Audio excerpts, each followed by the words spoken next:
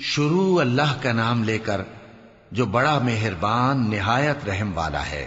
بکھیرنے والی ہواؤں کی قسم جو اڑا کر بکھیر دیتی ہیں، پھر پانی کا بوجھ اٹھاتی ہیں، پھر آہستہ آہستہ چلتی ہیں، پھر اس چیز کو یعنی بارش کو تقسیم کرتی ہیں کہ جو وعدہ تم سے کیا جاتا ہے وہ یقیناً سچا ہے، اور انصاف کا دن ضرور واقع ہوگا۔ اور آسمان کی قسم جس میں کئی رستے ہیں کہ اے اہل مکہ تم ایک اختلاف والی بات میں پڑے ہوئے ہو، اس سے یعنی عقیدہ آخرت سے وہی پھرتا ہے جو اللہ کی طرف سے پھیرا جائے۔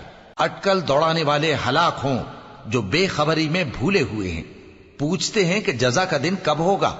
وہ دن ہوگا جب ان کو آگ میں عذاب دیا جائے گا۔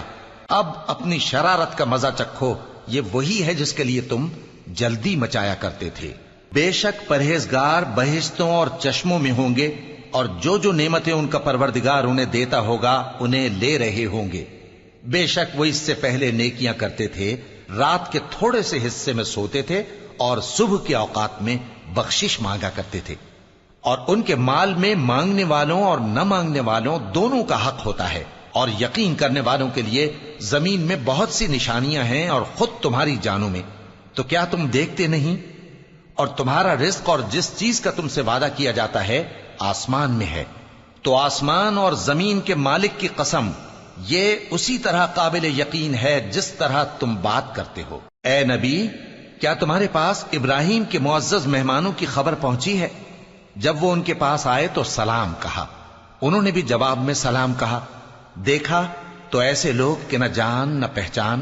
پھر وہ اپنے گھر جا کر ایک بھنا ہوا موٹا بچڑا لائے اور کھانے کے لیے ان کے آگے رکھ دیا۔ کہنے لگے کہ آپ تناول کیوں نہیں فرماتے؟ اور ان سے خوف محسوس کیا۔ انہوں نے کہا کہ خوف نہ کیجے، اور ان کو ایک دانش مند لڑکے کی بشارت سنائی۔ تو ابراہیم کی بیوی چلاتی آئیں اور اپنا منہ پیٹ کر کہنے لگیں کہ ایک تو میں بڑھیا، اوپر سے بانجھ۔ انہوں نے کہا تمہارے پروردگار نے یوں ہی فرمایا ہے، وہ بے شک صاحب حکمت ہے، خبردار ہے۔ ابراہیم نے کہا کہ فرشتوں، اب تمہارا اصل کام کیا ہے؟ انہوں نے کہا کہ ہم گناہگاروں کی طرف بھیجے گئے ہیں تاکہ ان پر گارے کی پتھریاں برسائیں جن پر حد سے بڑھ جانے والوں کے لیے تمہارے پروردگار کے ہاں سے نشان کر دیے گئے ہیں۔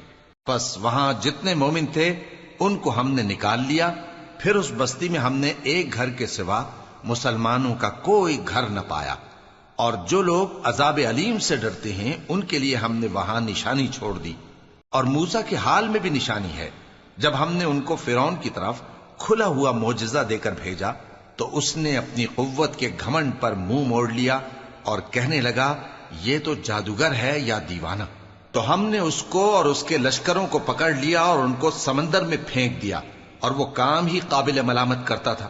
اور عاد کی قوم کے حال میں بھی نشانی ہے، جب ہم نے ان پر نامبارک ہوا چلائی، وہ جس چیز پر چلتی اس کو ریزہ ریزہ کیے بغیر نہ چھوڑتی۔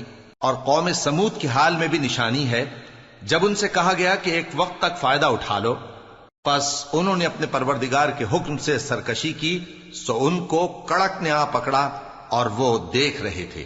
پھر وہ نہ تو کھڑے رہنے کی طاقت رکھتے تھے اور نہ مقابلہ کر سکتے تھے، اور اس سے پہلے ہم نوح کی قوم کو ہلاک کر چکے تھے۔ بے شک وہ نافرمان لوگ تھے۔ اور آسمان کو ہم ہی نے اپنی قدرت سے بنایا، اور ہم کو ہر طرح کی قدرت ہے، اور زمین کو ہم ہی نے بچھایا، تو دیکھو ہم کیا خوب بچھانے والے ہیں۔ اور ہر چیز کے ہم نے دو دو جوڑے بنائے تاکہ تم نصیحت حاصل کرو۔ تو تم لوگ اللہ کی طرف دوڑ چلو، میں اس کی طرف سے تم کو صاف صاف خبردار کرنے والا ہوں۔ اور اللہ کے ساتھ کسی اور کو معبود نہ بناؤ، میں اس کی طرف سے تم کو صاف صاف خبردار کرنے والا ہوں۔ اسی طرح ان سے پہلے لوگوں کے پاس بھی جو پیغمبر آتا تو وہ بھی اس کو جادوگر یا دیوانہ کہتے۔ کیا یہ لوگ ایک دوسرے کو اسی بات کی وصیت کر مرے ہیں؟ نہیں، بلکہ یہ شریر لوگ ہیں۔ تو اے نبی ان سے منہ موڑ لو، تم کو ہماری طرف سے ملامت نہ ہوگی، اور نصیحت کرتے رہو کہ نصیحت مومنوں کو نفع دیتی ہے۔